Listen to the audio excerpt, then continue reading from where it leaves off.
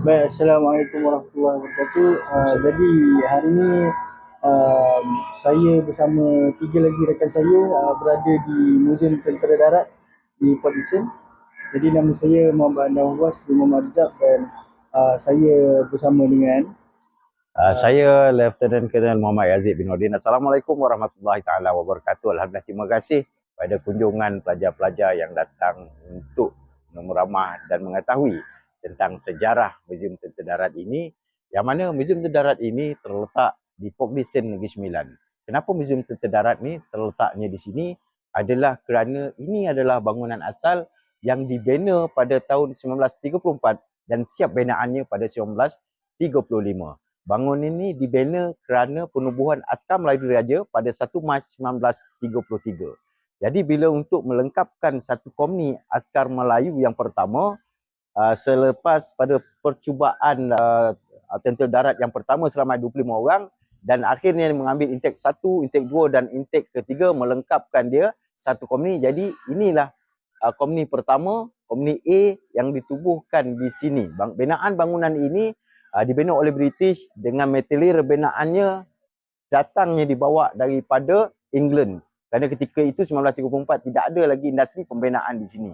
Jadi Muzium Tentera Darat ini selepas menjadi komni A dan pada 7 Disember 1941 ketika mana Perang Dunia Kedua berlaku dan akhirnya British telah berundur dan bangunan ini juga telah diambil alih oleh Jepun sehingga 1945. Selepas itu kembali British untuk menduduki balik, meneruskan sebagai latihan kepada asasnya tentera darat. Sehinggalah tahun 1941, 45 dan terus kepada 2002 barulah bangunan ini telah diilhamkan oleh Jeneral Tan Sri Hashim untuk dijadikan Muzium Tentera Darat. Akhirnya Muzium Tentera Darat ini telah berjaya didirikan di tapak bangunan asal dan diresmikan pada 28 Jun 2005. Jika Tuan setuju bahawa Malaysia mampu menghasilkan senjata yang berteknologi tinggi dan seiring dengan senjata daripada negara luar. Okey, kalau tanya kepada saya, soalan ni sangat bagus sebenarnya. Kita kalau nak buat senjata memang mampu sangat-sangat sebab kita banyak, kita punya peralatan, kita punya sumber-sumber alam kita, sumber-sumber jadi kita ada industri besi, kita semua cukup. Tetapi kita tengok pada persenjataan kita banyak kita beli pada luar. Itu mungkin lebih selesa dan teknologi di luar lebih diguna pakai dan lebih menampakkan senjata tu moden dan keberkesanannya. Walau macam mana pun Malaysia yakin boleh. Malaysia tetap boleh membuat kalau kita nak buat. Mungkin satu hari nanti profesor-profesor kita, pengkaji-pengkaji kita, bijak-bijak cerdik pandai di dalam negara kita ni mungkin menghasilkan. Kenapa kita tidak menumpukan kepada industri senjata? Kerana kita lebih menumpukan industri-industri pembuatan yang boleh menghasilkan keuntungan pada negara, dan bila keuntungan negara sudah ada nanti mungkin menambah naikkan nilai mata wang kita, mungkin satu hari nantilah kita akan dapat membuat senjata yang canggih dan malah lebih canggih daripada negara-negara ini, insyaAllah. Jadi saya ingin tahu sedikit mengenai senjata di muzium ini. Jadi dari manakah asal senjata yang berada di muzium ini dan pada tahun bilakah senjata ini digunakan pada pihak-pihak askar? Okey, senjata yang ada di dalam muzium ni semuanya yang telah diguna pakai. Bila senjata digunakan? Bila perang. Dan bilakah bermulanya askar kita menggunakan senjata? Ketika penubuhan Askar Melayu percubaan yang pertama pada 1 Mac 1933. Jadi kita tengok ini adalah senjata yang digunakan ketika permulaan penubuhan Askar Melayu Diraja. Bayangan inilah senjata digunakan ketika zaman Perang Dunia Kedua dengan Jepun.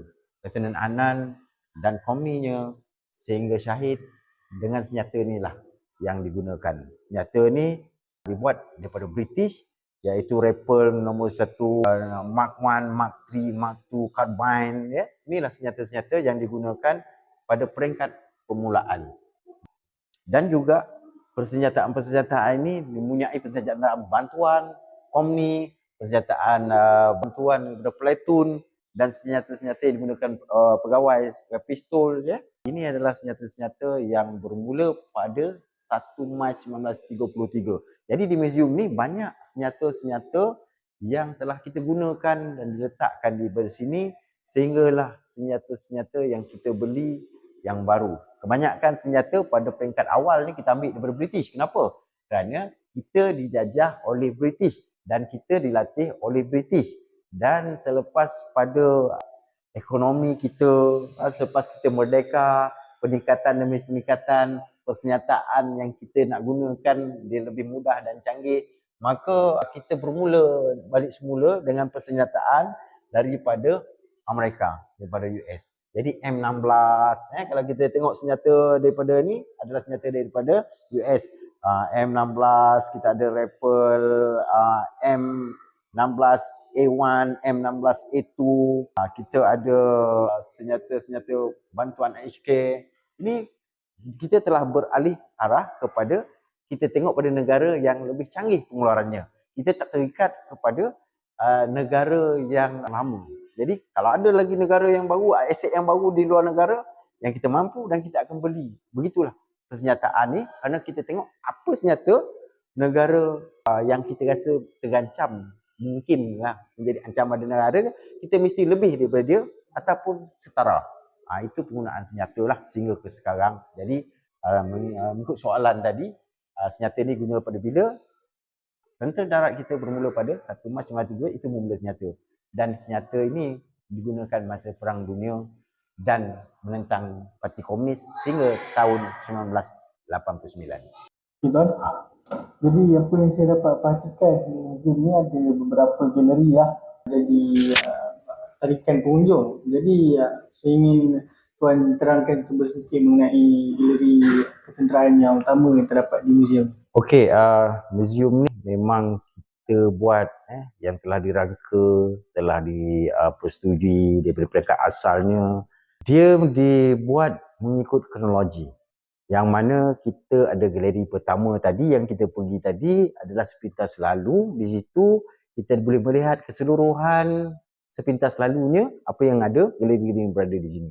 Dan kita naik di atas galeri yang pertama, Kesultanan Melayu Melaka. Di situ kita akan jumpa betapa lamanya Kesultanan Melayu Melaka, kehebatan Kesultanan Melayu Melaka itu sendiri, yang ada di atasnya kapal Mendam Berahi. Lepas tu pada kurun ke-15, bagaimana keruntuhan Kota Melaka itu pada 10 Mac 1511 dan sehingga 1641 membawa kepada Belanda 1641 hingga 1824. Lepas tu kita pergi galeri nombor 5 iaitu British, di mana 1786 start British masuk ke tanah Melayu sehinggalah tertubuhnya askar Melayu. Di galeri yang bawah adalah galeri askar Melayu yang mana penubuh askar Melayu pada 1 Mac 1933 dan selepas itu membawa kepada 7 Disember Perang Dunia Kedua.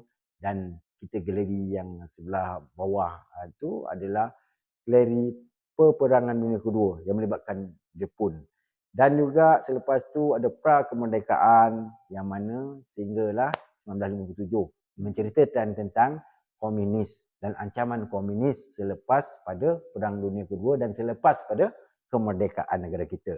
Dan seterusnya galeri Tentera Darat hari ini yang menggambarkan aset-aset tentera darat pada hari ini, dan PBB, galeri PBB yang bawah, dan ni adalah galeri Panglima Tentera Darat yang mana daripada Panglima Tentera Darat pertama hinggalah Panglima Tentera Darat yang ke-30.